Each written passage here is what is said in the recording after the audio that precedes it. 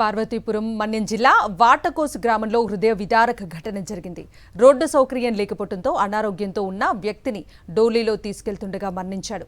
అధికారులకు ఎన్నిసార్లు విన్నవించినా పట్టించుకోలేదని గిరిజనులు ఆవేదన వ్యక్తం చేస్తున్నారు. ఇంకెంతమంది ప్రాణాలు పోతే స్పందిస్తారని మండిపడుతున్నారు.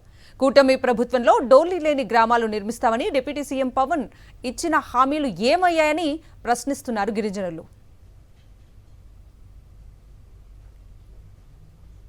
ఈ వెంకట్రావుని డోలీ మూతలు మోసుకుని వెళ్తుండగా మార్గ మధ్యలో చనిపోయారు.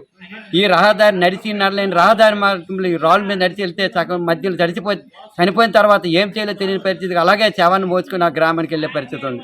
ఈరోజు హాస్పిటల్ తీసుకెళ్లాలన్నా బతికించుకోవాలన్నా డోలీ మూత మొయ్యాలి.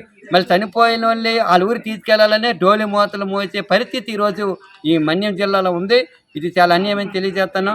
ఇలాంటి యథార్థ సంఘటన మీరు వినైనా ఈరోజు పార్వతీపురం మన్యం జిల్లాలో డోలీ మూతలు లేకుండా చేయాలని చెప్పి కోరుతున్నాం.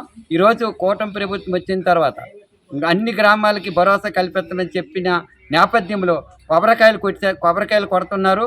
కాంట్రాక్ట్ అలాగే ఎమ్మెల్యే గారు ఇక్కడ స్థానిక నాయకులు కొబ్బరికాయ కొట్టిన తర్వాత కాంట్రాక్ట్ని రప్పించి 4-5 రోజులు పనిచేసిన తర్వాత తన సామగ్రి కూడా మొత్తం పట్టుకుని వెళ్ళిపోయిన పరిస్థితి ఉంది.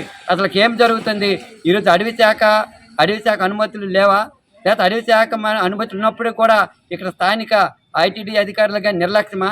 ఏదేమైనా ఇలాగ డోలీ మూతలు మోసి ఈ గిరిజన ప్రాణాలు గాలిలో కలిసిపోవడం చాలా అన్యాయమని చెప్పి తెలియజేస్తాను. మరిన్ని అప్డేట్స్ కోసం ఛానల్ ను సబ్స్క్రైబ్ చేయండి. నోటిఫికేషన్స్ కోసం బెల్ ఐకాన్ పై క్లిక్ చేయండి.